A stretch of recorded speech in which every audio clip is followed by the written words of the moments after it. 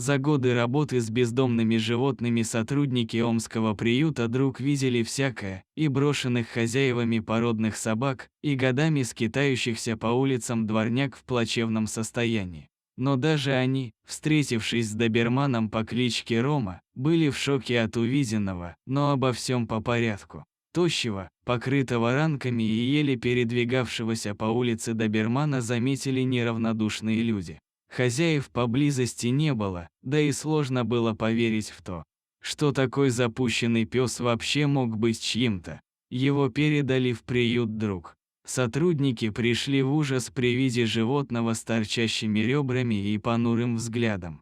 Осмотр выявил, что помимо инфекций и истощения у добермана были серьезнейшие проблемы с суставами, что в условиях приюта могло только усугубиться. Но делать было нечего, и песеля заселили в помещение, где ему приходилось лежать на тонких досках или холодном кафеле. Добермана назвали Ромой. Рома выходил гулять на поводке, медленно набирал вес, становился более социальным. Но условия приюта категорически не подходили породному, возрастному псу с таким количеством проблем, потому волонтеры стремились как можно скорее найти для него дом. К сожалению, в миллионном Омске так и не нашлось добрых рук для добермана. Зато на историю Ромы откликнулось московское сообщество помощи доберманам.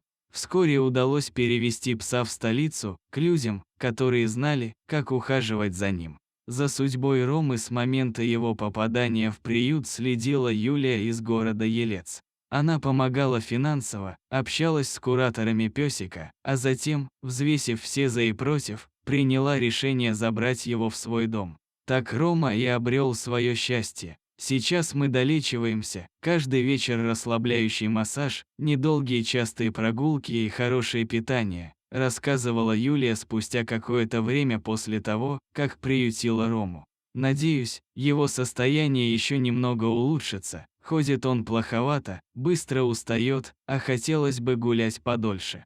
Милый парень, ласкучий-приставучий, мотается хвостиком за мной по квартире, оставаясь дома один, начинает верещать и возмущаться под дверью, недолго правда.